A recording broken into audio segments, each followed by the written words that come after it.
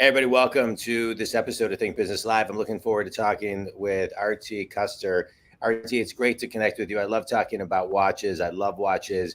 Vortic Watch Company, you're the co-founder and you're the CEO. You're a serial entrepreneur, passionate about building legacy with your products. In 2014, you started the company with your partner, Tyler Wolfe, and you guys pursued the idea that you had in college when you were at Penn State, a wristwatch completely built in the United States. You've got a lot of products that we'll talk about and just kind of the whole vibe of what you're doing, which I love. You're in Colorado, which is one of my favorite places in the world.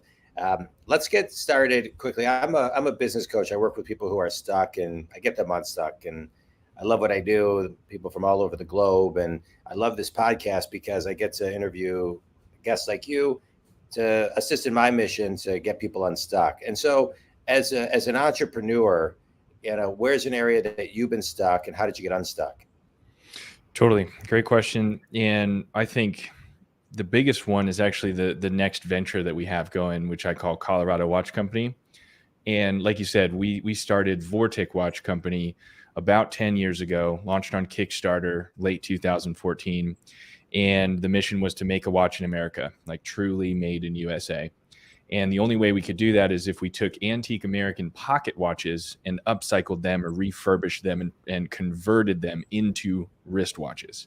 So that's what we do now. That's what's on vorticwatches.com. It's called a pocket watch conversion, 100-year-old pocket watch made in USA back then, turned into a wristwatch. Awesome product. We love it, but we can't make very many. We make maybe 300 watches a year. And we have to charge thousands of dollars for them because they're rare, they're hard to do. It's very difficult to make a watch in America. And so, we kind of hit a plateau and we got stuck. Me and Tyler talked about this tons and tons of times over the last, 3-4 years. And we decided that either we had to keep the business as it is and only make a few hundred watches a year and just be good with that and have a small business, or we needed to have a pivot or do something else.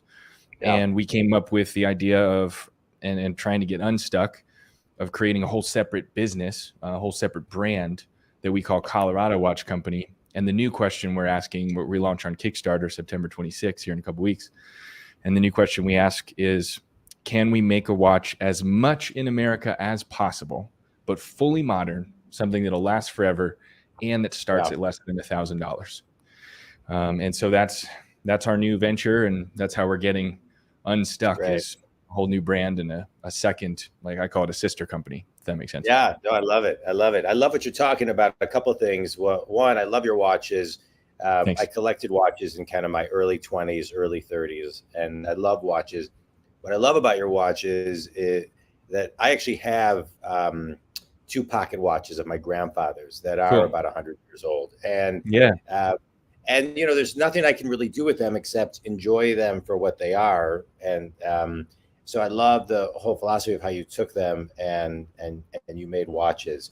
But I think, community, I just want to kind of point out and extract something that RT is talking about, which is really important in growing every business, is kind of having a set of anchor questions that you ask yourself as you're building your brand. It's really, really important. I don't think enough people take enough time consistently to really kind of backstop and anchor into those questions. So I appreciate that. That was great.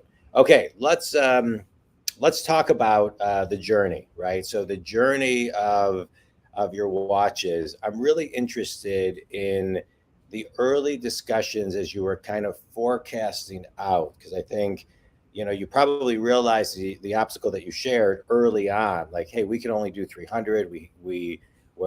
We're charging thousands of dollars for this, but we have a great product, we have a great system, and there is another market. And so, how did that kind of evolve? Because I think a lot of companies right now are looking at that on both sides, right? Here's a high end, a low end, and a low end to a high end to capture more market share. Totally. And obviously from a business standpoint, one objective is to capture more market share and just serve a different customer, a whole different customer base. The 2 watches that we're launching on Kickstarter underneath the new brand, Colorado Watch Company, are the 2 watches that Tyler and I have wanted to make for the last 10 years. And for the last 10 years, we've been kind of, I don't want to say shooting ourselves in the foot, but like we have this ball and chain, which is the fact that we're using antique American pocket watches. And so we only have so much control with the design. It's 100 years old inside. We use all the original parts. So it looks the way it looks, and it is the size that it is, and it is the price that it is for a very defined reason. Now, when we launch a whole new company that we can make thousands of watches here in the US, we can design it from the ground up. And so Tyler's building a watch that's going to start at less than 1,000 because that's really his thing. He's, just recently turned 30, recently bought a house, and, he's not in the point of his life where he probably should spend thousands of dollars on a watch, but like, to spend 900 or so on a really nice watch that's going to last a lifetime built in Colorado, like that's cool. Right. So that was the original vision. And that's why we're trying to make as much of it in Colorado and in America as possible. And then, for me, it's we're making what's on my wrist, which is basically an homage or a replica of our most famous watch, which is from Vortic, which is called the Military Edition. And so back to that, like questions, right, that you ask yourself, like we always ask ourselves, like, what do we really want? What do we think?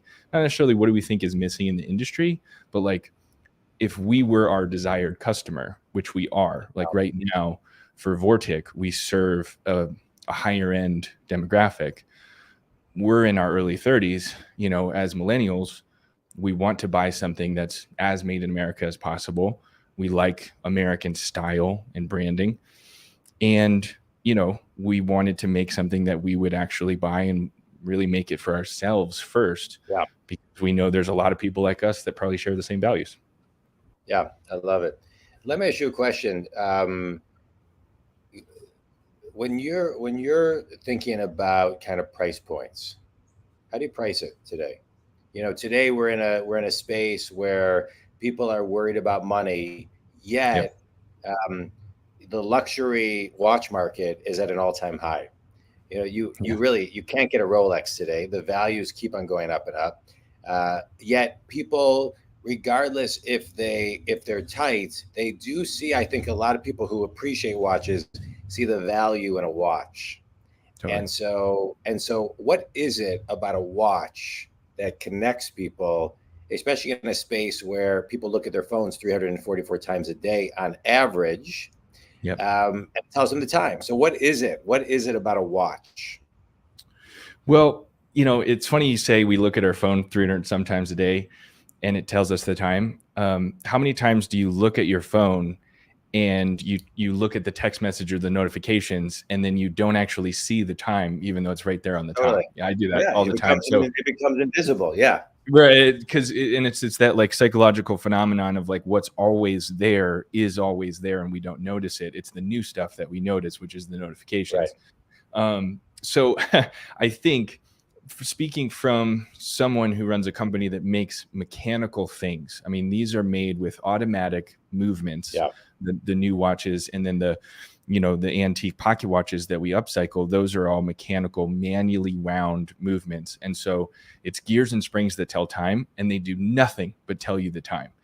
And I think people want that. There's a huge movement of people that are either, putting their phones to bed at night, putting their phones away. Personally, I turn my phone on do not disturb during the day, most days, as long as I can, just so I can focus.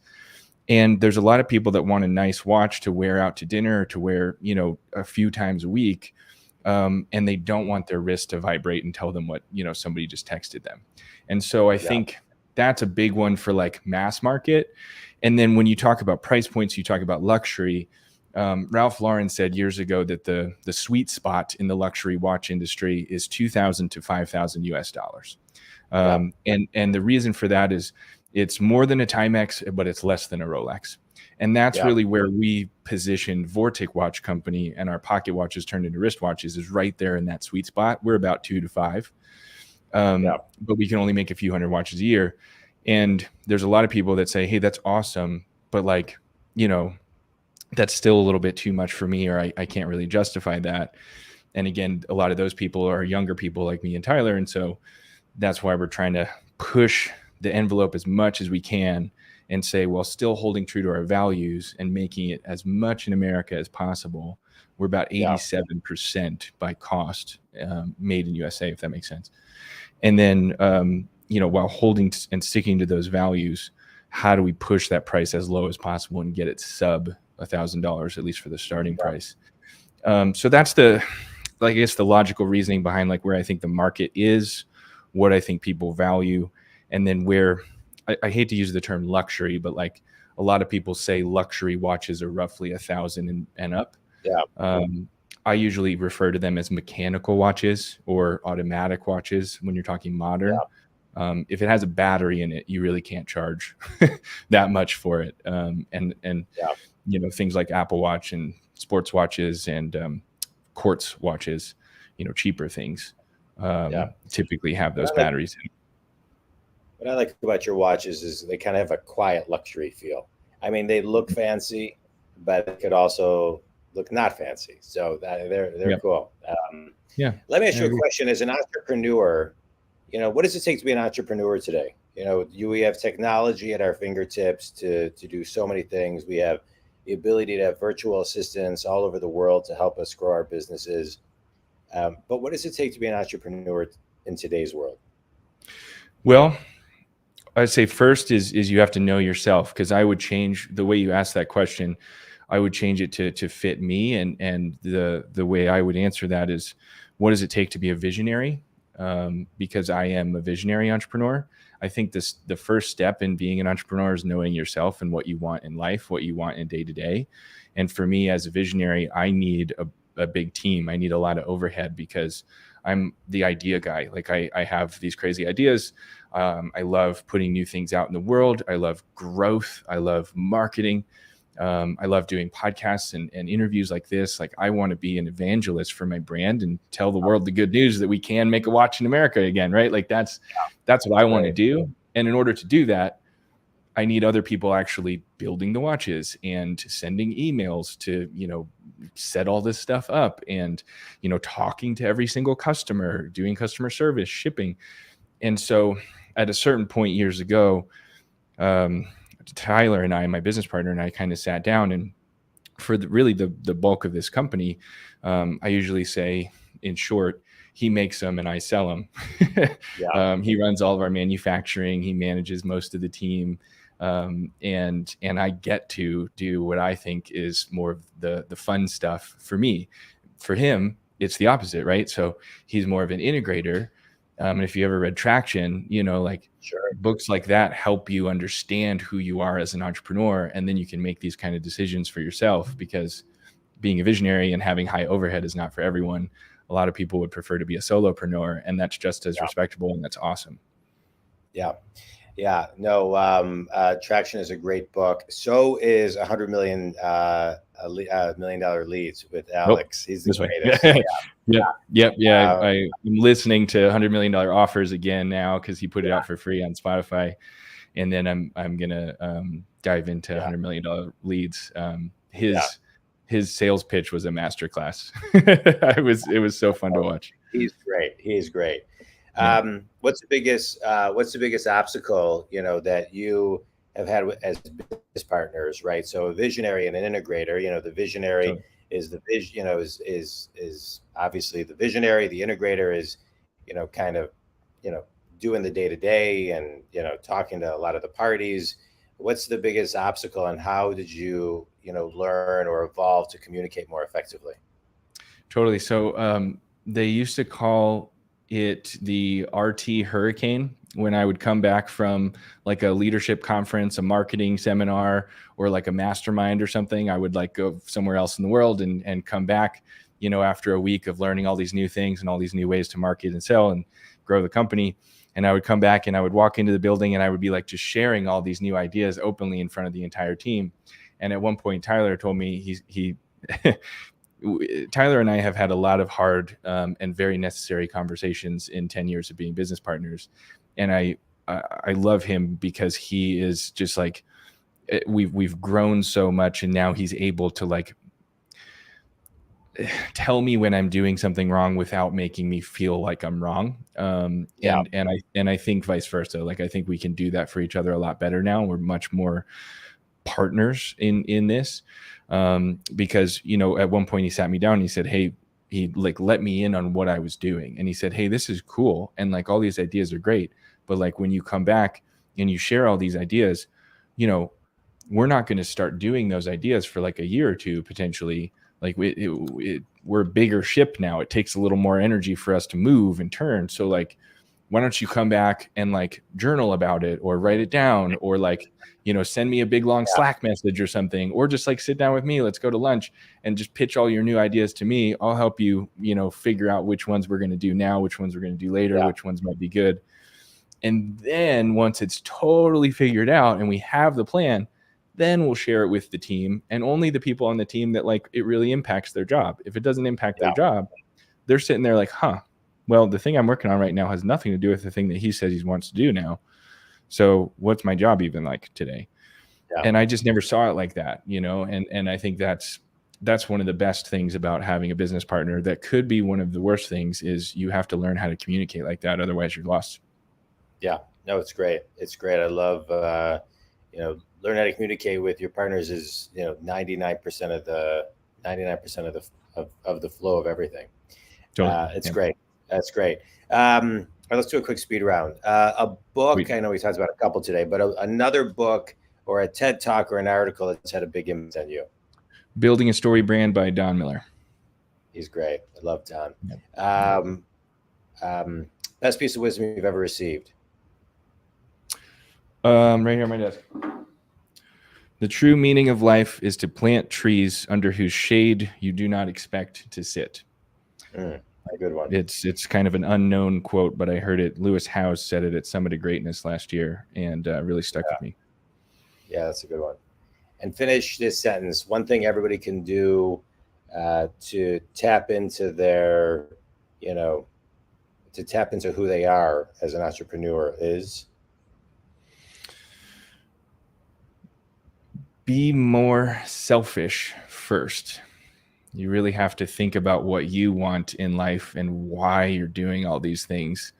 Because if you don't take care of yourself first, how are you going to have the energy and the passion to serve others? Yeah, great. It's great. Thank you. RT, thanks. This was great. I love your products. I love what you're doing. Think community. I love this podcast because we can, you know, bring people in and learn from them, and they can help in my mission to help you get unstuck. And to extract a couple of things that you talked about today, RT, really important to know and really take some time to know who you are as an entrepreneur. You know, we talk a lot about on this show, creating a space, whether it's a walk, nature, meditation, really honor the space to be, to take time to really kind of define that and know that, because it really makes a world of difference when you're in alignment in your role within a company. And then lastly, I'll extract, you know, just make sure you're asking yourself the right questions. You know, for every part of your business, just make sure you're doing that. RT, anything to close? Tell people where they can buy your products, connect with you, and all that other good stuff. Totally. So it's vorticwatches.com, VORTIC watches.com. If you want to see our new stuff coming to Kickstarter September 26th, it's coloradowatches.com. Or if you forget all that and you're just listening, Colorado Watch Company, just Google that and you'll get to us, either one of our companies. And I'm RT Custer on Instagram, LinkedIn, etc. Send me a DM if you want to connect. All right. RT, thank you. Think community, thank you. You can always reach me at jondwoskin.com. Thanks, everybody. RT, thanks. That was awesome. Thanks, John.